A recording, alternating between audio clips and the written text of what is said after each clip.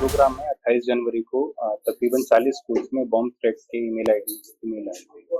उस पे कार्रवाई करते हुए हमने साइबर टेररिज्म में इसमें मुकदमा दर्ज किया था साइबर साउथ पुलिस स्टेशन में।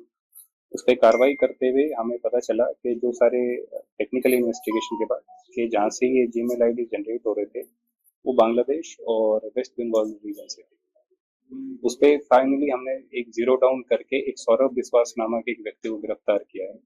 सौरभ विश्वास 9 साल पहले इलीगली भारत में आया था। ये खुलना डिस्ट्रिक्ट बांग्लादेश से बिलोंग करता है और यहाँ पर आके गौरतलब है कि इसने सारे के सारे अपने पर्सनल आइडेंटिटी जो कार्ड्स हैं, चाहे वो आधार कार्ड है, चाहे ड्राइविंग लाइसेंस है, चाहे वोटर आईडी हो, सभी के सभी रखे।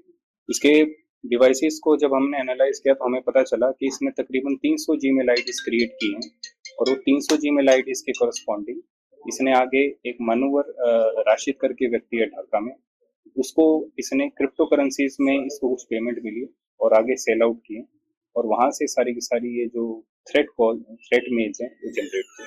सर, गुरुग्राम के अलावा स्टेट में भी थ्रेट कॉल चल रहे थे पिछले 6 महीने में, तो जी, जो ये मेल आईडीज जनरेट किए हैं इनसे अभी जो हमें प्राइमा फेसी सूचना मिली है तो चंडीगढ़ में, बिहार में, गुजरात में और भी विभिन्न राज्यों में और बाकी सारे जिलों में ऐसी थ्रेट कॉल्स आई हैं। तो सारी की सारी थ्रेट कॉल्स एक ही व्यक्ति के द्वारा जनरेट की गई थी। सर, ये इंडिया कैसे आया बांग्लादेश से, कितने साल? देखिए, इसका कहना है कि जंगल रूट से ये इलीगली यहाँ पर आया था, तो कोई ज्यादा वेरिफिकेशन इसकी मौके पर नहीं हो पाई थी और उसके बाद थ्रू ब्रोकर्स इसने सारे के सारे अपने आइडेंटिटी कार्ड्स जनरेट किए। यहाँ कहाँ पर रह रहा था और क्या काम?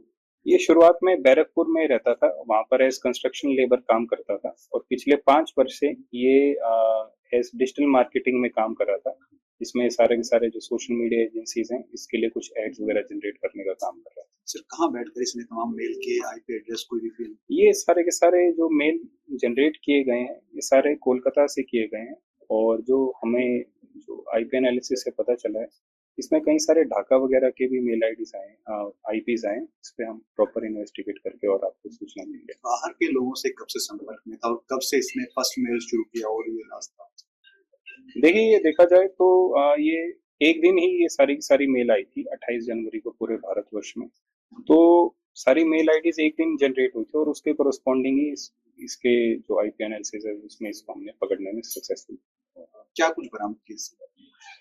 इसे अभी तो मोबाइल फोन बरामद किए हैं और उसमें जो क्रिप्टो वॉलेट्स हैं उसके टेक्निकल एनालिसिस के लिए हमारी टीम अभी लगी हुई है कि जो प्रोसीड्स ऑफ क्राइम है वो कहाँ कहाँ से आए और कहाँ डिस्ट्रीब्यूट हुए, जिससे कि हम पूरे रैकेट का और पर्दाफाश कर सकें। सर, कोई कॉल डिटेल या कोई थर्ड पार्टी ऐप के जरिए कॉन्टैक्ट कॉल? देखिए, क्योंकि क्रॉस बॉर्डर कम्युनिकेशन थी, एक साइड भारत था दूसरी साइड बांग्लादेश था, तो नॉर्मल कॉल्स तो पॉसिबल नहीं थी। वो सारा का सारा जो कम्युनिकेशन था वो टेलीग्राम और व्हाट्सएप के थ्रू था।